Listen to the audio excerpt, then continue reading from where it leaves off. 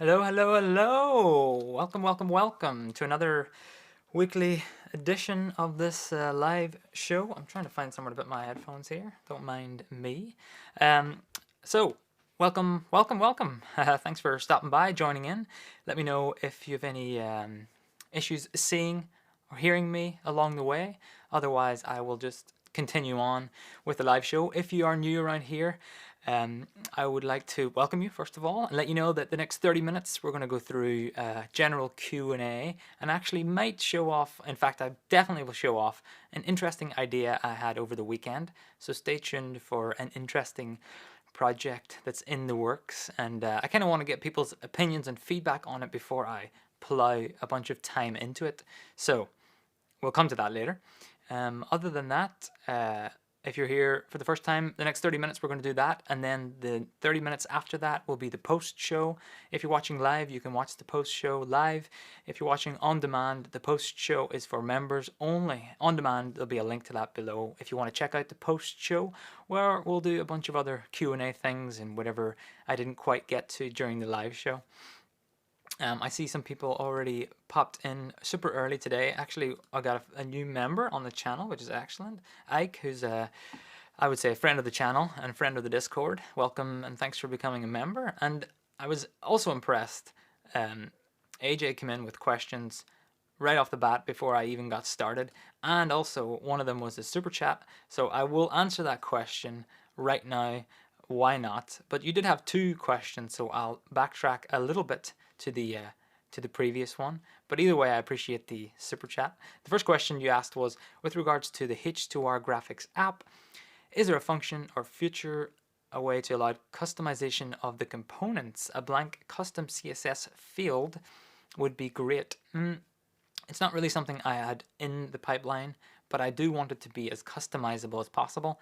I've mentioned on the channel before that I am rewriting the whole app from scratch, so hopefully in that new version I can make it as customizable as possible. It was never my intention to make it fully 100%. Here's an empty CSS file, do as you wish, but I'm hoping that I can push as close towards that as possible. So we'll see how that goes. I'm hoping that I can show something from that in the not too distant future. And your second question, which came as a super chat, which I really appreciate, and if you want to get my attention even more with these questions, super chat is the way to do it, of course. Would love to use a couple of Chromecast for Chroma and fill windows in the H2R graphics. Is there something that has been discussed or even on the horizon? Great stuff, by the way. Learn lots from your channel. I appreciate that a lot. You know, there's two parts to that. One part is that I'm not so sure that the Chroma key and fill would work well on Chromecast. I can imagine there'd be some sync issues there for sure. But with that aside, the new version of H2R graphics will, if I can get it built, will allow you to do all that stuff from the app. So you'll be able to open the output window in a browser, and then Chromecast that on the network. So I think that will somewhat help you there, but maybe not entirely. So I just thought I would pop in and answer those questions real quickly before I continued on. So lots of people said welcome, which is great. First live show here. Michael, welcome. Thanks for joining live. That's excellent. Welcome, welcome. Hello from New Zealand and from Gothenburg in Sweden, not too far away. Hello from California, in the UK as well. Lots of people in a few different places throughout the world, which I really always love to see where people are sort of tuning in from. The next thing I like to do, let me just get my secondary camera, is, I was just charging it over there, is give you a little behind the scenes look at what I'm using for the production today. People are still saying hello from different places. That's great, that's great, that's great. So continue to be welcomed, definitely. But no, I thought I would just take out this little camera like I always like to do and just show you a little behind the scenes look at the gear that I'm using. Because it does change every week. And this week, if I can just get this cable to reach a bit further, I have tried to change things up a little bit. Let me go to this camera here. So on the desk here, you can see I have a lot of keyboards and mice, and this is the headphones because I'm going to come to that demo later. So I needed this one for my chat stuff, and this one is for the demo. So I usually wouldn't have this many keyboards and mice on the table, but I do for today's show. So that's a little look at that, and then you'll notice if I just get a certain camera angle, you can almost see that I only have the Stream Deck on hand today to do all of the control of the show.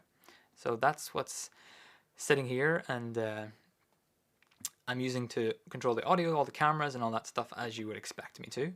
And then above that is that CTEK monitor I had last week.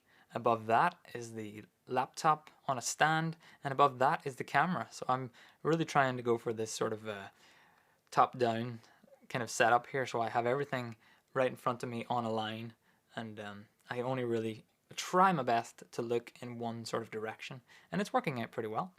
Now, what I really wanted to do for this production was to do everything right here on the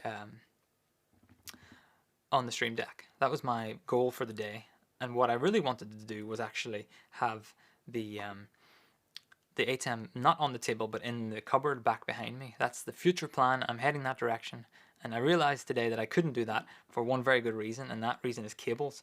So if you can see here, just off behind the monitor, I have the Extreme sitting back there, and you know, it's a little bit out of the way, but it's not exactly as far out of the way as I would like it to be.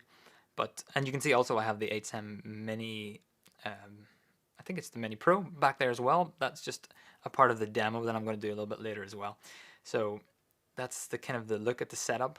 Again, I would love it to be so that I didn't have the ATEM on the table here, but that is not something, it's not something I was able to do for today. Not enough long HDMI cables is the problem. Everything else would have worked, I think, as I expected it to, but not enough HDMI cables was my main issue today. So maybe for the next time I can fix that, and who knows, I'll have everything in the cupboard back there, and I won't have so much stuff right here in front of me. I'm just going to turn my computer back on again. So I just wanted to pop back to the chat just real quickly before I headed any further, and I see a few questions popping in about H2R graphics, which is not an app that I have forgotten about, don't worry, but it is something I started rebuilding and then I got distracted, but I will continue to rebuild soon. And the question was, how about deck link outputs in H2R graphics? I would love to do that. I would really love to do that. My reason, there's only one reason that I'm not currently or haven't currently done that, is just time. It will be a great deal of work to get it to work as well as you would want it to work. So I kind of decided just to hold back, push back a little bit, and not work on that yet, and try to get the next version of the app running. If I can get that running and working well, I would love to look into this. I just know it takes a ton of time, and I know a few people over on the Discord have been looking into building graphics solutions and things, and it is no small task to get deck links and things like that to work. So it would be a bit of work. And someone has just popped up to say you could just capture the H2R graphics window within vMix and then send that out over DeckLink, which is true, but it's a bit of an extra step that I would love you not to have to do. So, but in the meantime, that would be the only way to do it, really. So try that out if you can.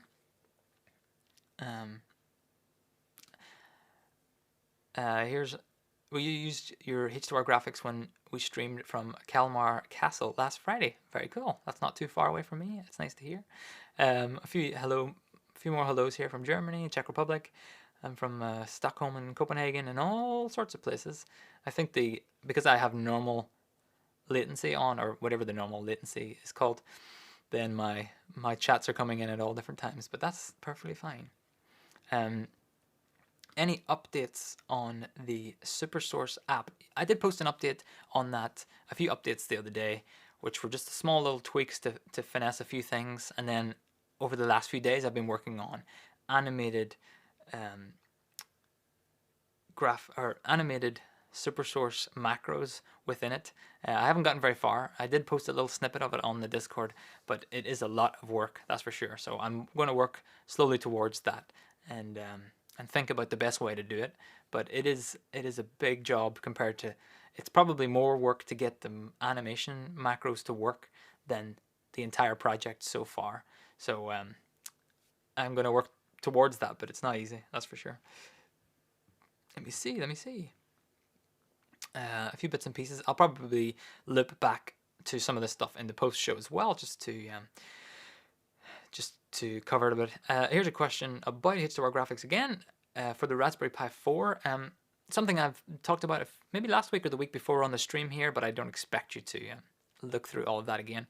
But my hope in the future is that because H2R graphics will run on the network, so you can open the Chroma window from any computer on the network, then I think that would be a sort of a fix for the Raspberry Pi thing. So a future version will have that ability, and then you can run the Chroma window on the Pi. But an even further sort of task will be to run the whole app on the Pi. But I've kind of made the app more complicated during this rewrite, so I know that it'll be even more work to get it working on the Pi. So maybe I'll get there eventually. And yes, this is a good point. Oh, you told me how to pronounce your name last week, I think. Irvind, if that's right. You can imagine the main target audience for H2R graphics isn't using Declan cards. That's exactly the point. That's why I haven't really made much of a fuss about it. Connect HDMI to your computer and show the graphics. That's been the idea behind the H2R graphics for the longest time, is like the easiest way on any computer that you have. So I haven't really aimed it towards that sort of target. There's plenty of other pro apps out there that use that kind of workflow, so I kind of hope that they fill the gap until someday I can get there and do it myself. And here is another H2R graphics question. Let's just cover those all now. Why not? Love your work. Question is, any updates on H2R graphics app? Really want to see updates such as working over the internet or browser. Yes, well, I guess I've already kind of discussed that before. It has been a while since I updated H2R graphics, and that has been purely because instead of updating the current app, I decided to rewrite the whole app, and therefore that kind of just, any H2R graphics time has just been spent on that. So I am disappointed that I've let it be so long since there's been an update, but for the most part, there's not too many bugs that people are reporting that I haven't fixed. It's more just like nice enhancements, and I feel like it's a better use of my time to build the new version and put those enhancements in it, as opposed to putting the enhancements in the old version and then re-adding them to the new one. So I'm sure you'll understand that in general, I think. Let me see. I'm not sure what that means. Yeah, exactly. So interesting concept. Trying to run everything through the Stream Deck and put the ATEM in the closet. That is the plan for this space here. For the longest time, I thought that I want to bring all the equipment, set it on the table here, even bring a box that's sort of ready to go, set it on the table. But the more I do this every single week, the more I realize that as much stuff as I can leave set up, plugged in, and ready to be switched on in the cupboard back there, and then just connect a few cameras or Stream Deck or whatever to a couple of patch bays back there or over here, would be so much easier in the long run, instead of ever taking anything out of the cupboard and setting it over here. I guess I'm kind of realizing that if I want to make a video about things, I can take them out, show them. But during the live stream so far, I've been sort of showing other things and other cool things, and I don't really want to set up an overhead camera just to get one shot of the ATEM on my table. It doesn't have to be here. It might as well be in the cupboard back there. And then I'm just going to take one or two more questions on H2R graphics before I jump into my little demo here, and I can see people still coming in, so that's nice. I will hold back on that. Okay, Exactly. So just to talk about because the new version of H2R graphics would sort of broadcast on the network, and you could grab a URL and put it into any browser on the network, send it to Chromecast, but you can also open up in in OBS, like you're saying here, or in vMix, and just show off the graphics right there in vMix, and even better with OBS and vMix in this new version of doing things. With the browser window, you can make the back transparent. So on OBS or on vMix, you don't actually have to key anything. All of the keying is done in that browser source, so it'll be so much better for so many different ways. Much better in all the ways I can think of anyway. So anyway, I'm just gonna shuffle some stuff around. I have too many keyboards and too many mice on the table here. Shuffling things around here, and I'm just gonna check that I have everything set up. Now, like most live demos, you will forgive me if and when everything fails miserably, because it can and it will. So demo time. I need a little like transition. Demo time. Here we go. Oh, I got distracted instantly before I even got to the demo time. I just wanted to cover this.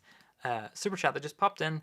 Is your CTEK monitor too small now for the bigger multi-view on the Extreme? Any recommendations for a larger travel-ready monitor? Thank you. I wouldn't say so. I've been really happy with this CTEK monitor. I've been using it for a couple of weeks now. I'm trying to get my secondary camera up here. It's the ATEM 156, I think, is what it's called. And I wouldn't say there's anything wrong with it in terms of size. The distance I'm sitting away from it makes it just perfect. You know, it's an arm's length away. So for the Extreme, I think it makes perfect sense. So I actually am recommended a lot. And the quality of the screen with the 4 inputs, 4 outputs. I mean, the only thing I have to say about it is the buttons are super clicky. That's the only thing I don't like about it. Otherwise, maybe you could hear that. Otherwise, I have no real complaints about it. So that is that. I will save any more chats or super chats that pop in. I appreciate that a lot. To after my demo. So here's the idea. What I've wanted to do for the longest time actually is get the multi-view into a computer, but also make it possible to switch visually with that. So I can show you this now. This is okay. I'm going to go back again. Just there's a lot of asterisks on this demo, and this is an idea I had on Saturday morning, and I spent Saturday morning and Sunday morning building it, and this is where it's at. So it's not going to look great. It's not going to work great. If it works at all, I'll be happy. There's a lot of questionable things to fix, but anyway, that doesn't matter. I just wanted you to know that I don't think this looks great. So going back in here, so this is the part 1 of the app here. You can see I have my little host window, and I can start my webcam. Please work. Yes, it worked. So this is the multi-view from my ATEM Mini Extreme coming in here. So you'll notice, of course, that the reason I had the 2 ATEMs back there is because there's an HDMI coming out of my Extreme going into my Mini, ATEM Mini Pro, and then that one is connected via USB to this computer you're looking at. So you would need a capture card of some sort to show off or to bring in this multi-view. It doesn't have to be an ATEM Mini or anything like that. It could just be like a cam link or something. But anyway, you want HDMI output showing multi-view from your ATEM, and then going into the computer here, into this little app that I've just thrown together. And so my initial idea was, well, wouldn't it be cool if you could just click on this to cut between different things? So if I click here, you can see that it cut. You have to believe me that I clicked there. But I can click back and forth here, and you can see that it's cutting to those sources. And you're obviously seeing this on the program output, but you're seeing me cut between these. If I cut to this one, which is nothing right now, it goes black, as you'd expect it to. So that's where the idea began, and it's not the most amazing idea, but you can see where that will follow into. And I think whether or not the second part of this that I'm going to come to in a second, whether or not that actually happens doesn't matter. I think this part is very valid no matter what. So it's sort of like a visual way. You could hand this off to a volunteer, you could hand this off to somebody who doesn't know or need to care about the ATEM, and you just tell them, all right, whatever they see in the top corner is going out to the audience, and it works. So this is what the audience sees. In my case, I have preview program, but you could put your 8 sources up here, click between them, and it would all work just fine.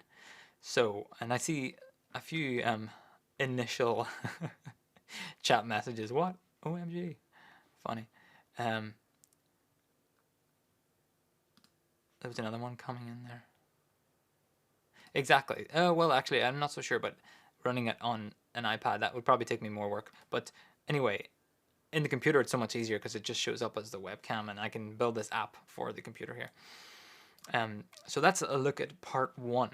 And now I can tell that some people think that's already exciting, which is cool. But I thought that I would want to take it a bit further, and this might actually help me with a few bits and pieces that are coming up in my consultancy work at the minute. If you want to book me for an hour or 30 minutes of my time, there's a link below this video to my consultancy calendar, and you can book some time in there. Anyway, back to it.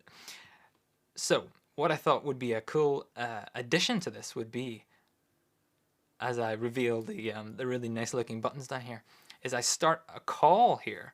So this is sort of like creating a Zoom call, and I've got this little call link here. I'm just going to copy that. That's just like a call ID. So you're going to have to use your imagination a little bit here. If I put this off to one side, and this is my host computer, okay, and then you want to draw a line down the middle of this window here, and this is my remote computer. So this could actually be a computer which is over there in the room, which is connected to the same network.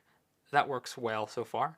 But it could also potentially be a computer that's somewhere else in the world, and you trust someone to be your producer. Funny, I was watching Aaron's stream yesterday, and he did say, I think I need a producer. So I'm thinking something like this might work super well for issues along the way.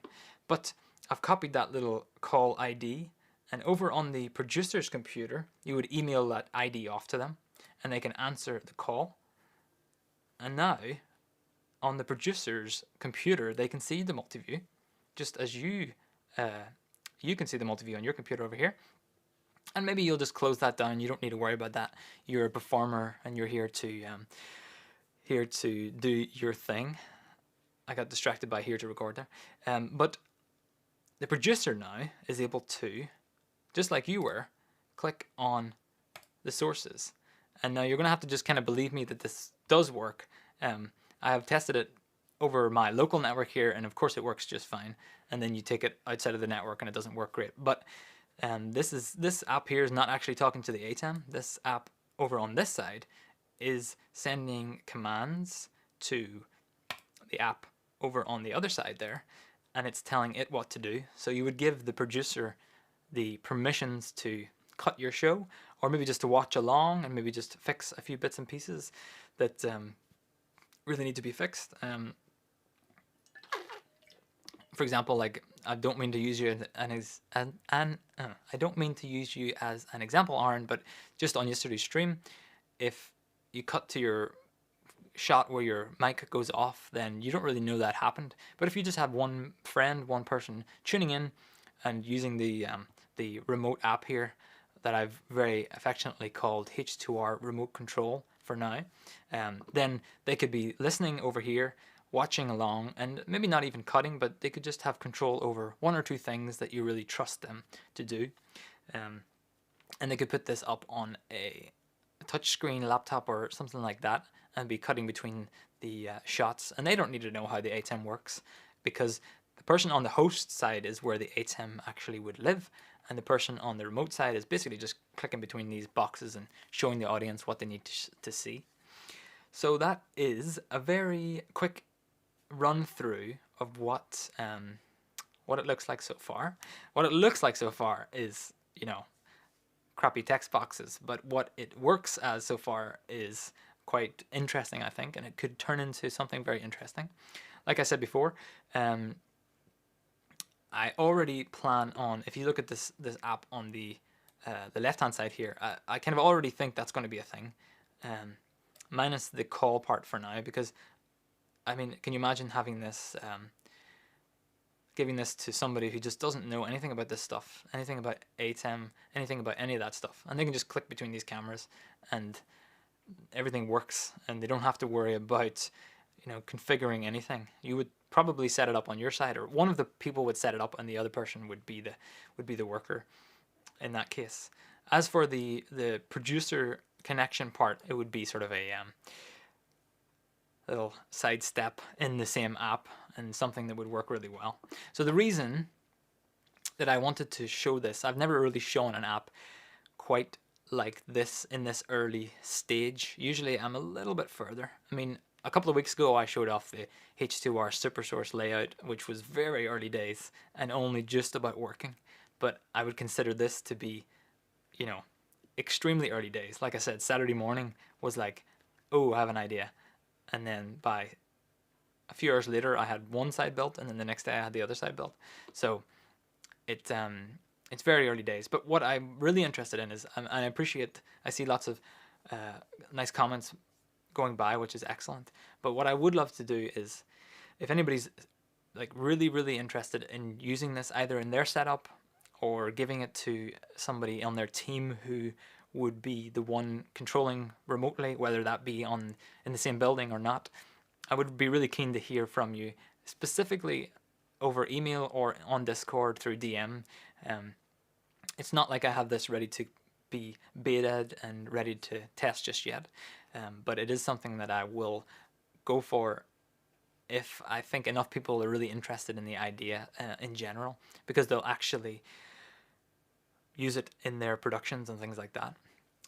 The reason I really say that, I mean, like I said, the left-hand side is, and the clickable multi-view thing, I think that alone is a great feature in an app, but it's the remote production side, which I'm keen to really understand if people want and were able to use that, because it does take a lot of work to get that stuff to work. I know that I was showing this to Jonas, who's in the Discord and who makes PlayoutB. He does a lot of programming, and he was looking into what the OBS Ninja guy did for all of that stuff to work, and he said that it was a ton of work to get it to work right. So I'm really keen not to delve too deeply into the whole swimming ocean of a WebRTC, which is what this technology is based on, without knowing that people won't really want to use it. So that's a demo. I noticed that time has went by pretty fast, so I'll stick around on the show for a little bit longer today, just so I can answer some questions specifically about that. But then we can do a few bits and pieces more after on the post show. So this is a good point. I guess I said earlier that it wouldn't run on the iPad, but I meant that the host app wouldn't run on the iPad. The remote part could just be a browser and open that up. So certainly that might actually work. I know that will be plenty of work too. So I'd have to work on it. Yes, exactly. The producer app could be on the iPad. It would just be a URL that you would punch in and go to. So I misspoke before about that, but yeah, it's certainly possible. And yes, it's a hack, and hacks are cool. It's exactly right. It's a hacky solution, and it's pretty cool. Let's see. I have so many applications where I could use this. Would love to try it out. Like I said, it's not. I know you would love to try it out. That's great to hear. It's not really something I'm ready to even publish, because I literally I hard coded the multi-view clicks about 10 minutes before I came on air here today. So it's certainly not ready to be even beta tested, but I just wanted to get some thoughts, some interest in it before I made it one of the official H2R apps, so to speak. Would love to put this to work, but since it's going for live production for a while, exactly. So maybe if people are super interested in it, which Michael is 1,000%, you would use it, but because of the remote control aspect. Okay, good. Yeah, so I'm imagining that I was thinking this conversation would go two ways. One way would be definitely I want clickable multi-view, and the other way would be definitely I want the remote editor thingy may bobber. So it seems like the remote part is is pretty interesting actually, which is nice to see. Maybe use new Zoom Web SDK instead of WebRTC now. Production team would be on a Zoom call. That could well be possible actually. It doesn't. Yeah, okay, I could look into that actually. I did see that the Zoom Web SDK did get posted, so if I can set that up so that you can. Interesting. I'll think about that after this. That would be nice. I know that a lot of the problems that I'll have will be basically the connection between point to point. Everything else, the data passing back and forth, is something you can figure out, but it's pretty hard to troubleshoot this stuff, and I know a lot of people have done it already, so maybe I shouldn't have to do it myself. Can you publish a video telling how to use it step by step?